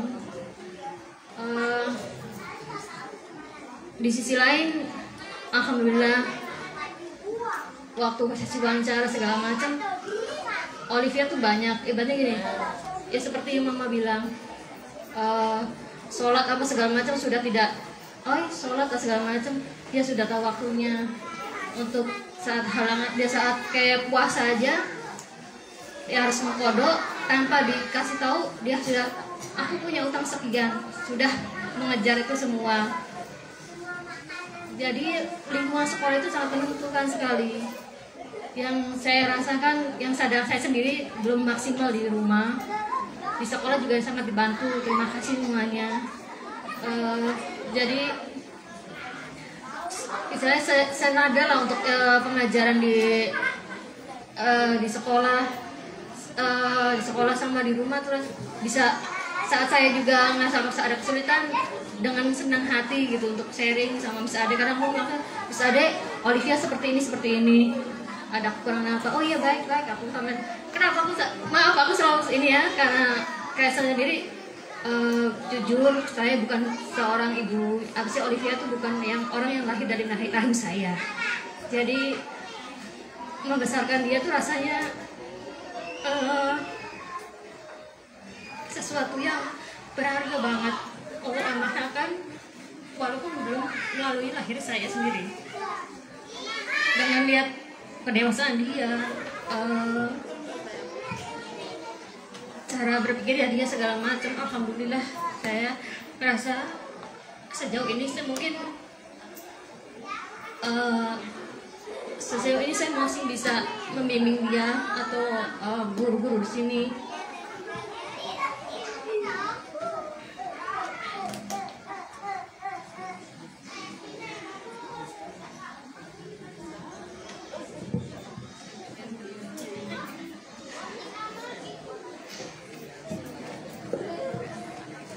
Ya kayak kemarin aja sebenarnya dia ingin memintanya ke pondok kan, terus kebetulan ada pondok yang dia mau tapi terhalang karena memang sudah tutup segala macam. Saya kasih informasi, tadinya dia agak mogok gitu kan di mana, terus aku bilang sharingnya kan cuma kalau ada papanya dia ngerasa terintervensi. Jadi apa? Kalau saya sama dia baru ngomong, Dek, sekolah dimanapun, selama kamu bisa punya prinsip, kamu mau berusaha segala macam pun, kamu akan bisa memberikan yang terbaik. Di sini sekolah juga bagus, juga bahasa. Semakin kamu banyak menguasai bahasa, semakin kamu akan tahu dunia. Gitu. Tapi jangan terpikir rasa mama sama papa menghalangi Oi untuk keinginan Oi. Tapi dengan omongan seperti itu dia mulai paham bahwa oh ya semua, aku bilang tidak semua yang apa yang Oi inginkan itu bisa tercapai dengan harus Oi dapat, karena semua ada kodo dan kodar. Selama Oi masih berusaha itu dalam kodonya, dan kalau sudah Oi tidak mentok, nggak bisa masuk, berarti kodarnya Oi, takdirnya Oi begitu ya. Jadi kita harus seimbang, namanya hidup tidak semuanya apa yang Oi mau selalu Oi dapat. Semua mungkin aku selama ini pembelajaran saya nggak bisa kayak mengajarin bahwa Oi 1 + 1 sekian, tapi saya hanya bisa mengungkapkan pengajaran seperti itu, bahwa semua itu ada sebab dan akibat. Kenapa mama harus hormat banget sama papa sebagai laki-laki segala macam, karena papa ada pencari uang segala macam seperti ini. Tanggung jawab papa lebih besar secara moral, secara agama, secara tanggung jawab orang ke Tuhan gitu. Jadi supaya dia bisa mengetahui bagaimana mama nggak minta dihormati, nggak minta dihargai. Tapi kamu dengan tahunya tanggung jawab seperti itu, kamu akan dengan sendiri menghormati orang di sekitarmu semua. Gitu.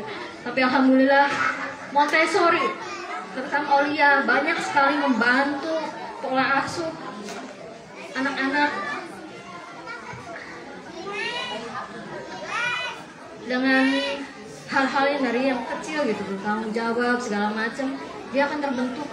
Alhamdulillah semua sudah ibaratnya saya tuh masukkan ke SMP tuh hampir ini saja ini banget, wah banget katanya, rasanya baru nemuin katanya dari sekian tes tuh ini udah udah matang sekali katanya gitu. Alhamdulillah, terima kasih Miss Ega, Miss Ade dan Miss yang lain sudah memberikan banyak perhatian untuk anak-anak semuanya. Masya Allah, terima kasih banyak Mama Oi. Gimana Miss Rega atau Miss ini mau menanggapi? Mangga Miss Rega dulu, boleh. Oh iya, terima kasih Bunda Oi ya, Olivia. Ya ternyata Oi sudah mendaftar ke SMP, saya baru tahu gitu. Ada beberapa banyak yang sudah daftar kelas 6 ya Miss Ade ya? Atau semua udah? Hampir semua udah daftar ya? Nah, ini juga salah satu sesuatu yang kami selalu deg-degan itu, kalau anak lulus dari sini apakah bisa memasuki SMP yang ada di manapun ya kan, ada yang ke pondok, ada yang ke negeri, ada yang ke swasta Islam, ada yang ke swasta yang internasional dan sebagainya gitu. Apakah bisa gitu? Itu juga jadi pertanyaan gitu. Terutama yang angkatan pertama, angkatan yang lalu gitu kan, sebelumnya kan belum sama sekali gitu ya. Itu bener-bener ketika anak tersebut kesini bukan sekedar diterima ya. Kalau diterima sih oke, dari Aulia diterima gitu. Tapi diterima dengan catatan bahwa anak ini kok bisa ya, ini SD-nya di mana nih gitu, sekolahnya di mana kok sematang ini gitu. Bahkan secara akademik pun yang katanya Aulia sih nggak akademik, Aulia nggak akademik, justru dari Aulia yang saya dapat testimoni itu secara akademik pun ternyata bagus gitu anak-anak gitu. Ketika sudah matang ya akademiknya juga akan matang gitu ya.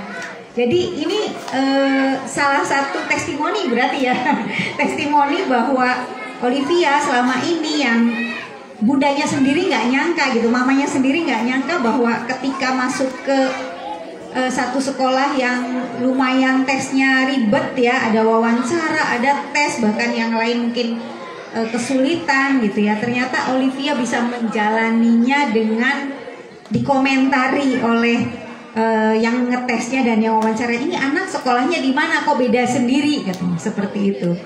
Gitu ya. Alhamdulillah Miss Vivi, berarti saya tuh plong gitu kalau udah lulus terus ternyata ada sesuatu yang dibawa gitu ya oleh anak-anak kita di sini gitu. Itu tidak terbatas anak-anak yang ini ya, yang berkebutuhan khusus pun semua diterima dengan tidak ada yang bilang anak saya mau kemana sekolah, ternyata terjawab semua sekarang bahwa semua anak bisa diterima di SMP gitu, meskipun yang berkebutuhan khusus gitu, apalagi yang normal ya. Sekali lagi terima kasih ya, ini sih testimoni berarti ya.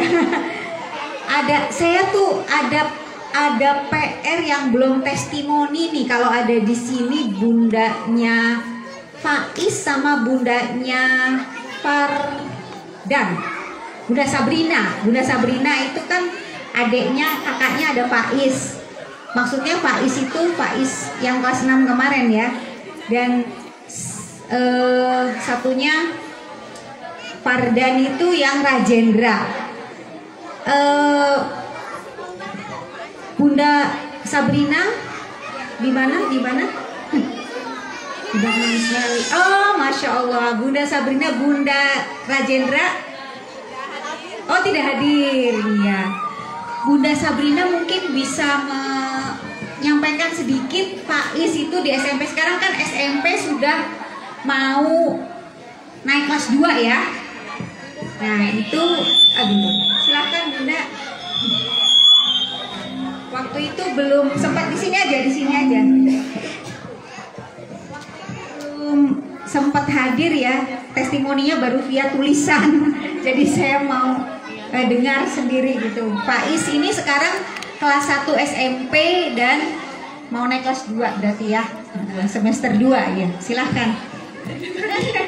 Ini sengaja nih saya spontan biar jadi apa adanya yang dibicarakan. Assalamualaikum warahmatullahi wabarakatuh. Waalaikumsalam warahmatullahi wabarakatuh. Ya, saya Bunda dari Faiz, alumni pertama dari SD Aulia. Alhamdulillah selama belajar di Aulia itu cukup banyak perkembangannya ya. Faiz itu dulu awal mulai sekolah TKB. Mungkin di sini Miss Ade ya yang dulu pernah mengajar. Faiz itu dulu masuk TK itu bahkan belum bisa bicara lancar. Kalau menurut kita kan mungkin bahasa planet gitu, dan yang ngerti itu cuma saya sendiri gitu. Nah, alhamdulillah sepanjang perjalanan waktu gitu, ketika mulai SD udah lancar, bahasanya udah mulai dimengerti, bicaranya udah lancar. Dan sebenarnya saya sekolah di sini tuh nggak ada target, tidak ada target bahwa anak kelas segini harus bisa perkalian, harus bisa baca, harus bisa ini. Enggak, karena jujur itu akan membebani kita sendiri ya, orang tua, kalau kita mentarget anak harus bisa ini, bisa itu. Seperjalannya waktu, alhamdulillah Faiz bisa mengikuti pelajaran dan sukanya di sini tuh nggak ada PR ya Miss. Dari zaman dulu itu nggak ada PR, jadi anak datang ke sekolah belajar, pulang ya udah gitu, tidak membawa beban kerja pelajaran di sekolah itu ke rumah. Jadi anak happy gitu, anak enjoy, terus besoknya sekolah happy, pulang happy gitu. Faiz itu mungkin yang sudah hafal miss-miss di sini pendiam, pemalu, dan memang seperti itu anaknya.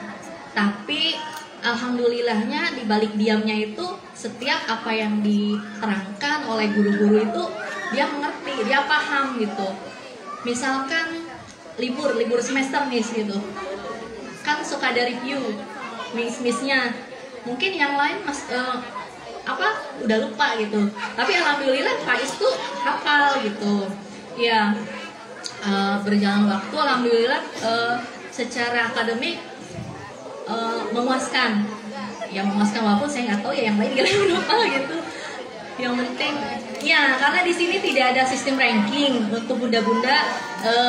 Jangan berharap anak saya ranking berapa Miss, ranking berapa, nilainya berapa, si ini berapa, karena tidak akan dikasih tahu juga oleh miss-missnya seperti itu.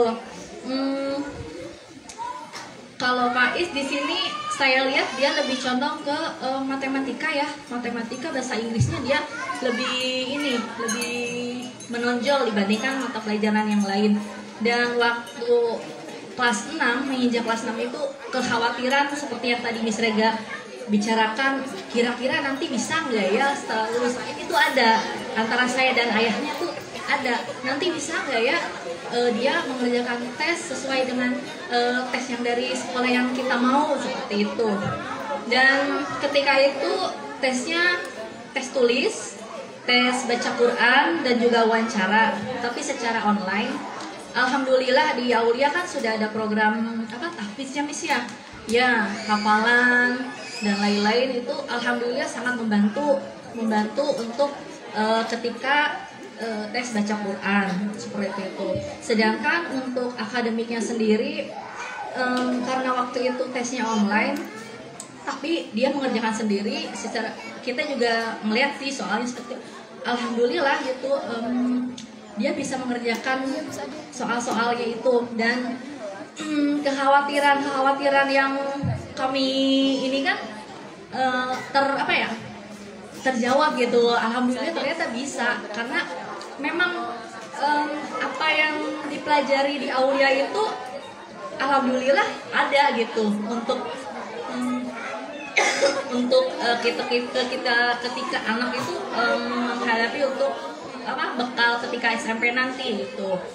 Dan saat ini pun ketika dia memasuki kelas 7 ya, saya tetap mereview ada pelajaran apa gitu, seperti ini. Oh iya Ma, ini yang waktu itu dipelajari sekolah Montessori, matematika yang diajari oleh Miss Ade. Iya, pelajaran FEB, KPK segini ini. Iya, di SMP, padahal di Aulia sudah diajarkan gitu. Jadi alhamdulillah itu bisa menjadi buat bekal anak-anak. Dan juga ada mata pelajaran sains, MAPAL. Itu karena saya hafal karena Pak Is itu dari kelas 1 sampai kelas 4 itu saya mendampingi, benar-benar mendampingi belajar tuh, bukan yang ayo cepat belajar nih, belajar. Mungkin beberapa ada yang udah belajar cuma nyuruh belajar, tapi saya enggak. Itu mungkin anaknya tipenya nggak tahu ya. Jadi pokoknya saya sambil membacakan, karena sains itu MAPAL kan bahasa Inggrisnya Miss ya. Mungkin ya sambil membacakan bahasa Inggrisnya, sambil membacakan bahasa Indonesianya gitu. Alhamdulillahnya tuh anak cepat mengerti gitu. Jadi ketika kelas 5, kelas 6 itu udah saya lepas. Jadi dia nggak lagi harus ditemenin seperti itu. Sekarang pun kelas 7 alhamdulillah dia udah bisa mandiri, belajar sendiri. Paling hanya kontrol dari saya hanya menanyakan ada tugas atau tidak, ada PR atau tidak, bagaimana pelajarannya, seperti itu.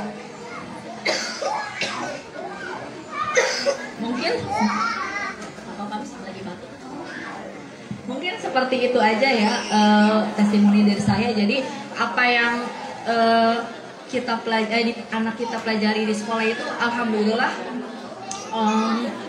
bermanfaat gitu. Ada bekal untuk nanti ke jenjang berikutnya. Seperti itu. Oke, terima kasih. Beri aplaus ke Bunda Faiz Sabrina, sekarang adiknya ya, Sabrina di sini. Bunda Faiz ini ya memang si anaknya tuh nice banget ya, nice banget. Ya, dia apa sih flow with the ini aja gitu, ngikutin. Dan apa ya tadi menurut Bunda itu kan waktu itu tesnya itu lumayan sulit ya, tapi bisa dilalui, bahkan mungkin bisa apa namanya, nilainya 90, tes akademiknya 90. Jadi Meskipun kelihatannya di Aulia main-main, gitu, tapi ternyata dapat sesuatu gitu ya, hasil yang bisa. Ini dari yang SMP negeri juga sama, yang dari ini swasta Islam sama, yang dari pesantren juga sama. Semuanya yang dari pesantren juga tes Al-Qur'annya, ini juga ada tes Al-Qur'an ya, tes Al-Qur'annya bagus gitu. Jadi MTS ya, ya MTS lagi. Jadi mudah-mudahan ya kita bisa menghantarkan sesuai dengan kapasitas anak masing-masing. Intinya sih seperti itu, dan ya diarahkan sesuai kapasitasnya gitu. Ya sekali lagi terima kasih Bunda. Silakan duduk kembali. Sayang Bunda Rajendra tidak hadir di sini gitu ya.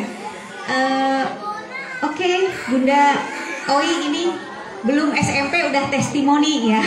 Mudah-mudahan nanti SMP bisa testimoni lagi. Mangga dilanjut. Nah, ya. Dari saya sih saya nggak bisa bilang apa-apa. Cuman apa sih ini aja, apa sih namanya ya, insight lagi gitu buat saya bahwa kita tidak perlu khawatir gitu dengan sekolah kita. Kadang kita nggak pede juga Miss Vivi ketika dibilang Aulia main-main gitu, kayaknya gimana gitu. Ya, ada yang testimoni orang tuanya tuh apa? Cua ya kemarin tuh ketemu di pertemanannya lagi main apa? Oh ini udah sekolahnya di mana? Di Aulia. Oh, di Aulia sih main aja katanya, ngapain katanya gitu. Jadi memang ada suara-suara itu. Tapi juga tadi dengar kita sendiri ada yang baik-baik aja, karena perspektif orang tua atau masyarakat yang kemarin juga mungkin gak salah-salah banget orang tua. Ada yang menggiring supaya simak. Ya apresiasi kan, silakan ditonton di YouTube, judulnya testimoni orang tua ya. Nah penilaiannya adalah bahwa sekolah Aulia itu menyenangkan dan sebagainya, dan sebagaimana yang kita harapkan, respon itu yang diharapkan.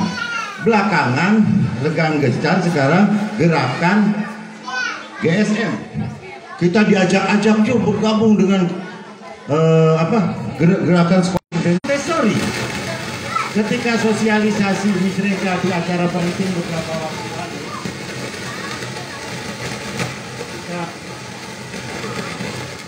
wah ini kebebasannya.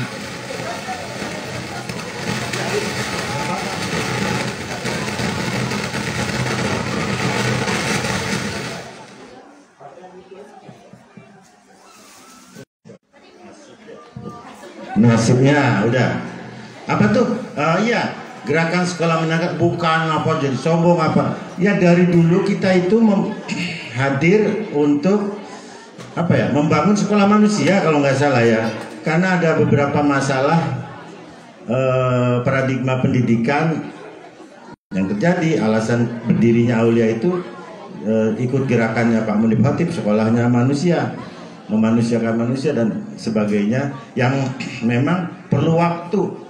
Saya dengar juga Bunda Prika bilang berani banget katanya Aulia dengan pendirian seperti itu, apa dapat pasar enggak, bisa nggak laku kan, karena nggak mainstream, kita melawan arus. Terus datanglah sekarang kurikulum merdeka. Waktu Miss Rega sosialisasi di parenting beberapa waktu lalu kan cerita tentang kurikulum merdeka yang akan dijalankan di Aulia. Terus semua kata orang tuh, loh kurikulum merdeka itu kan Aulia banget.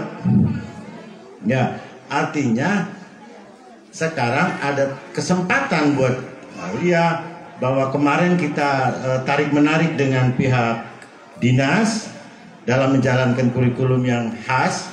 Sekarang disupport, malah kurikulum Montessori jadikan aja sebagai sebuah keunikan, kekhasan sekolahnya ya kan. Dan di ACC artinya malah itu sisi keunggulan, diteruskan aja. Jadi tidak mesti malah ada pencanangan dari pemerintah itu kemandirian sekolah. Jadi sebisanya sekolah itu mandiri dalam menjalankan program-programnya dengan kurikulum merdeka, dan juga bertahap ya ininya apa kemandiriannya. Tapi yang memberat dari mulai KTSP ya misalnya, kan kurikulum itu satuan pendidikan.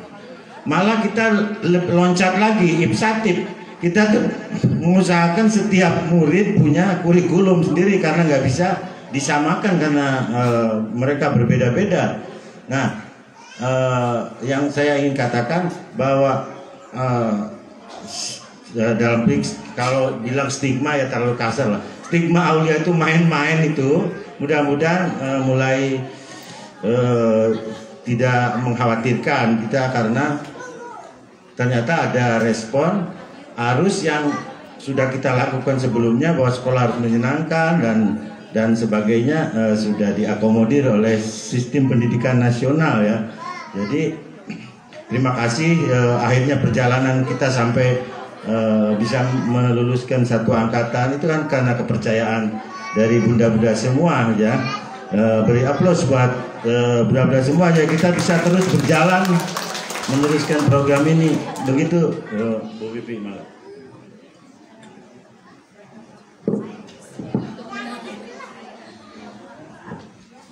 Wah, kalau saya disuruh menanggapi ini kebetulan mungkin karena saya di beberapa sekolah, jadi memang masing-masing sekolah itu berbeda-beda. Beda-beda visi, misi, dan tujuannya. Satu yang saya dapatkan keunggulan di sini adalah di teman-teman orang tua. Kenapa saya mengatakan di teman-teman orang tua?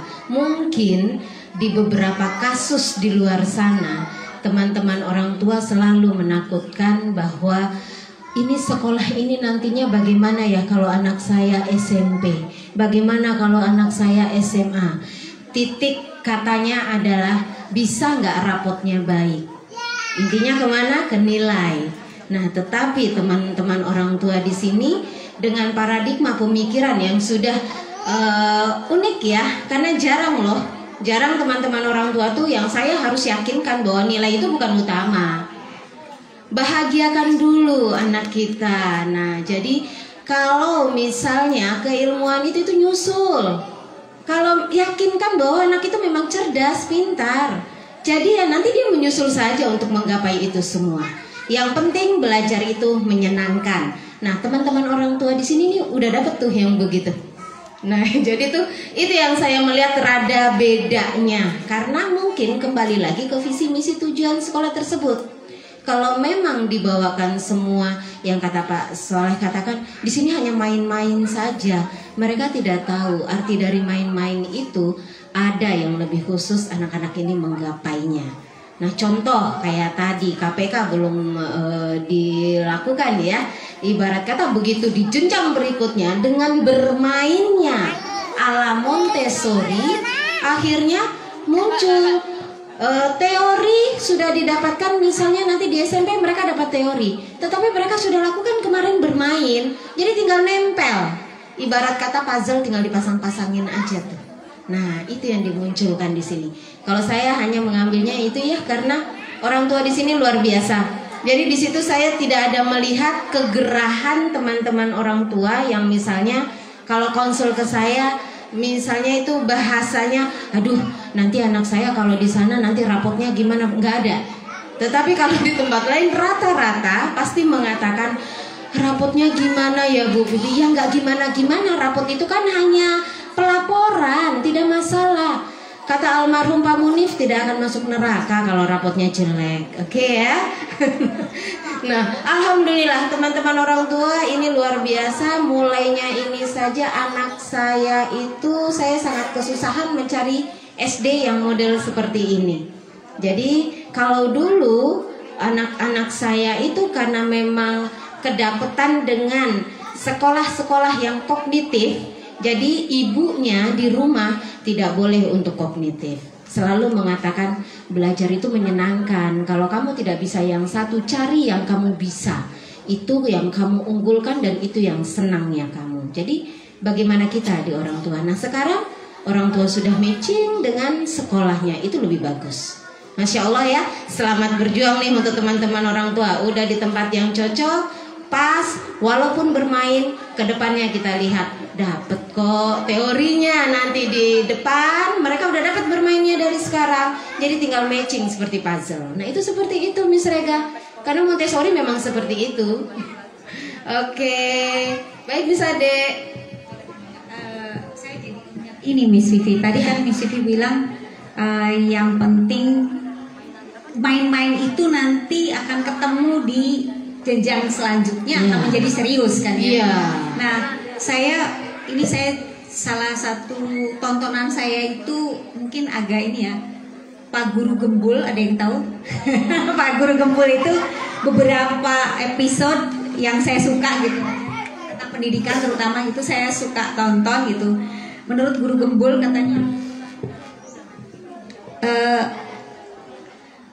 usia TK itu kan anak baru membentuk otak fisik ya. Itu kita sepakat kan seperti itu. Lalu setelah jadi, nah kita pikir apa? Otak itu sudah bisa digunakan gitu untuk diberi informasi sebanyak-banyaknya mungkin dalam tanda petik ya. Nah, tapi kan saya nggak begitu gitu. Cuma membahasakannya tuh saya belum pas gitu. Nah begitu Guru Gembul bilang, nah ini dia saya bilang. Kata Guru Gembul gini, setelah itu usia SD selama 6 tahun itu otak harus ditarik-tarik. Ditarik-tarik, dipersiapkan gitu, dipersiapkan sampai nanti besar jadi wadah yang bisa menampung apa saja di usia SMP. Jadi tadi main-main Montessori itu lagi narik-narik tuh. Nah, tapi kan main-mainnya tuh banyak pelajarannya, banyak pendidikannya kan, yang nanti tadi jadi puzzle-puzzle yang ya mengampu kebetulan matematika yang bagi anak-anak itu nightmare banget. Apa sih matematika? Males gitu. Tapi alhamdulillah begitu dilakukan dengan Montessori, anak-anak tidak ada lagi ketakutan dengan matematika. Itu alhamdulillah banget. Sampai awal-awal pernah bilang gini, matematika itu menyenangkan bukan gitu. Tapi pas sekarang dia bilang matematika menyenangkan ya. Iya Miss, menyenangkan sekali gitu. Alhamdulillah luar biasa menurut Ade gitu kan. Jadi ya setiap kali pembelajaran matematika itu kadang ada orang tua yang menanyakan, Miss PTS besok apa ya, anak gini di rumah nggak ada olahraganya. Satu aja sih Bun, percaya sama anaknya. Tolong kalau percaya dengan anaknya, insya Allah anak itu akan mampu dengan sendirinya. Tapi kalau orang tua tidak percaya dengan anaknya, sebagaimanapun anak itu mampu, orang tua tidak, istilahnya Allah itu kan meridoi apa yang orang tua ridoi gitu kan istilahnya gitu. Tapi kalau orang tuanya tidak percaya kepada anaknya, anak pun juga akan, anak itu kan dekat dengan orang tua, dengan bundanya. Kalau bundanya tidak percaya dengan anaknya, anak juga akan punya satu titik, kok saya tidak bisa ya dengan hal ini gitu. Padahal ketika selesai nanti, oh ya Allah soalnya seperti ini Miss, tadi itu aku sudah bisa tapi aku lupa. Nah gitu, jadi selalu ditekankan ketika ada orang tua yang menanyakan, Miss soal PTS-nya kisi-kisinya apa, Adi bilang percaya ya Bun dengan anaknya, insya Allah dengan percaya itu anak akan mampu dengan sendirinya. Itu sih satu hal saja Adi pesan kepada orang tua semuanya, percaya dengan anak-anaknya karena anak mempunyai potensi masing-masing di situnya. Iya.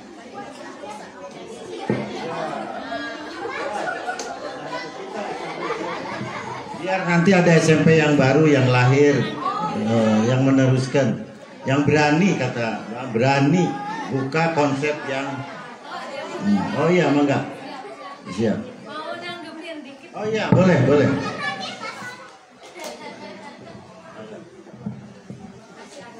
Assalamualaikum warahmatullahi wabarakatuh. Terima kasih. Mau nanggepin soal apa bermain-main. Sebetulnya kan tergantung ini ya, tergantung interpretasi dan kita bisa mereinterpretasi sendiri gitu soal bermain-main itu sesuatu yang positif. Karena kalau kita lihat pertama dari perspektif anak, menurut saya itu adalah kebutuhan dasar yang harus kita penuhi. Karena kan bermain itu kan intinya kan bahagia. Jadi ujungnya tuh kebahagiaan. Karena itu menjadi sesuatu yang bermain-main dan menyenangkan. Kayak misal sekarang saya sedang dalam ongoing melatih para pimpinan-pimpinan organisasi masyarakat sipil dan juga pemerintah untuk reintegrasi dan rehabilitasi mantan napi teroris. Dan itu kalau disampaikan, kalau narasumber nih menyampaikan dengan cuman ceramah apa. Jadi kalau misalnya ada stigma, saya mungkin akan menanggapi ada masalah apa dengan bermain, karena bermain sebetulnya kebutuhan, nggak cuman buat anak-anak gitu, tetapi orang dewasa juga sebetulnya butuh untuk bermain, karena metode kalau diceramahin itu kan capek. Kita tuh kalau diceramahin capek dan gak banyak masuk. Tetapi metode dengan bermain, dengan peragaan banyak alat gitu seperti di Montessori, bikin konsepnya, tetapi belum selesai, mau membangun sensitivitas gender di anak mahasiswa dengan cara main ular tangga. Jadi saya lagi mikir mau nyetak ular tangga yang gede banget gitu, ditempelin di sana di lapangan ISIP untuk pembelajaran membangun sensitivitas gender mahasiswa. Itu kan bermain gitu, dan itu kebutuhan. Apalagi ngadepin Gen Z sekarang tuh nggak bisa menggunakan cara yang sama dengan kita dulu belajar. Jadi Montessori dan juga bermain-main itu menurut saya kebutuhan dasar sih. Itu, terima kasih. Tadi terlewat itu belum memperkenalkan Bunda apa? Cucu tuh namanya Naswa ya, Naswa kelas 1. Pak Marzuki di sebelah sekolah ini. Sekalian merangkum mungkin pertemuan hari ini. Yang tadi belum kelewat itu gini Mbak Rega, yang tadi cerita nilai-nilai itu, setiap mau PTS ataupun mau ujian tuh orang-orang tua tuh pada gelisah aja, minta kisi-kisi soal, dia tuh kepengen anaknya bisa menyelesaikan soal, nanti ujungnya apa? Biar nilainya bagus. Saya kira itu tuh kayaknya nggak matching sekarang, nggak cocok. Itu udah model jadul seperti itu. Dan itu betul jadul ya. Kekhawatiran itu terjawab dengan sistem evaluasi yang dikembangkan kementerian sekarang, yang memang sejalan dengan kita punya evaluasi bahwa kemajuan belajar itu ukurannya yang nggak bisa distandarkan, setiap anak khas ya kan, dan ukuran-ukuran utamanya kita lebih memperhatikan aspek non kognitif ya, bukan artinya akhirnya orang punya anggapan main-main, jadi enggak, kognitif juga di Aulia tuh dapat. Buktinya tadi Faiz matematikanya bagus. Justru bermain itu yang menunjang aspek kognitif leluasa untuk dimasuki pelajaran-pelajaran yang lebih abstrak. Itu sebagai penutup dari saya. Nah, sekarang ada penutup dari orang tua atau dari kembalikan ke MC atau ke Bu Pipi? Sedikit ya. Oke, ini barusan saya berbicara sama mamanya Fahma, mengatakan bahwa saya katakan nilai itu jahat. Kenapa saya katakan jahat? Anak saya yang lagi berkuliah di Turki saja sampai itu mengatakan bahwa aku ini bodoh ya. Aku kesana itu kan nilai aku bagus, tetapi kenapa begitu nyampe sini aku menjadi anak yang bodoh? Lalu saya katakan, kamu pulang. Yang mengatakan anak ibu bodoh itu adalah sistem. Itu bukan saya. Ayo pulang sama ibu yuk. Nah itu yang saya katakan. Kenapa? Dengan sistem di sana 6 tahun anak berkuliah di sana, sistemnya adalah tinggal kelas. Jadi misalnya 6 tahun, kalau dia tidak lulus di semester 1, dia akan tetap menjadi semester 1 selama 6 tahun. Bagaimana patah hatinya anak? Makanya kalau sistemnya tidak baik, tarik dia. Nah, jadi seperti itu. Saya tidak mau untuk anak saya menjadi bahwa penyesalan di dia. Jadi alhamdulillah kemarin dia pulang dengan berbangga hati. Saya katakan, kamu bisa keren, hebat. Kamu bisa menaklukkan nilai di Eropa itu dengan Masya Allah. Nah itu seperti itu. Jadi perhatikan teman-teman, ambil anak kita, raih, jangan terfokus dengan nilai. Nah Jadi ada juga di beberapa negara maju juga yang sudah, yang ibarat kata masih lama menerapkan yang model kayak gitu. Akhirnya kasihan kan. Nah, ini salah satu sekolah yang ibarat kata menjadi pilihan ya untuk teman-teman orang tua. Silahkan nanti sudah bisa menyaksikan, sudah bisa melihat hasilnya, itu yang paling penting, kebahagiaan. Jangan sampai kebahagiaan anak kita hancur dikarenakan sistem atau nilai. Nah, itu saya rasakan banget. 2 tahun anak saya di sana patah hati dan selalu mengatakan aku ini anak bodoh. Nah, itu merapikannya sangat lama. Jadi alhamdulillah ditarik dulu bersama ibu dulu, ayo kita rapikan dulu. Nah, alhamdulillah sudah kembali walaupun di Indonesia baru 1 bulan tapi sudah mengatakan aku cerdas ya. Iya, kamu cerdas. Nah, alhamdulillah. Nah, terima kasih. Nah, kembali lagi ke Miss Ade. Alhamdulillah ini keren banget Miss Ade, yang menutup Miss Ade ya. Oke. Terima kasih banyak.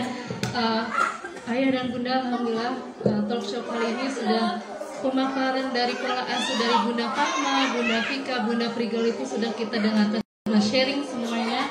Alhamdulillah Bu Vivi juga sudah menyampaikan beberapa tadi tekniknya seperti apa sih, yaitu untuk disampaikan ke anak itu BBM ya Bu ya, baik, benar, dan menyenangkan. Jadi tolong nanti ketika mau mungkin bukan menegur ya, atau sharing pada anaknya itu lebih baik gunakan BBM itu baik, benar, dan menyenangkan. Oke, terima kasih atas waktunya Ayah dan Bunda. Semoga nanti kita bertemu kembali di parenting selanjutnya. Insya Allah ini bermanfaat untuk kita semua. Wabillahi taufiq wal hidayah. Wassalamualaikum warahmatullahi wabarakatuh.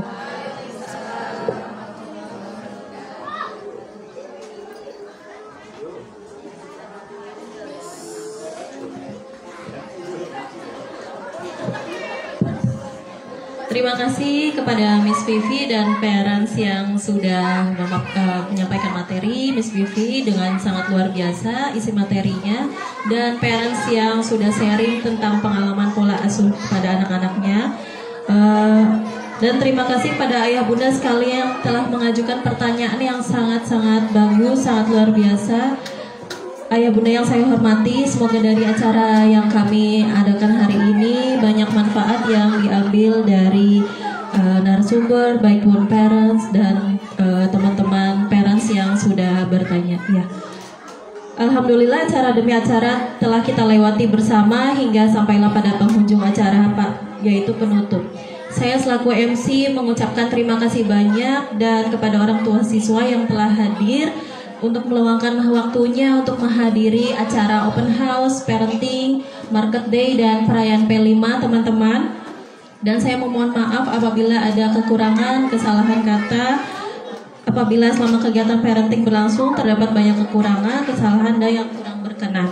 Marilah kita tutup acara parenting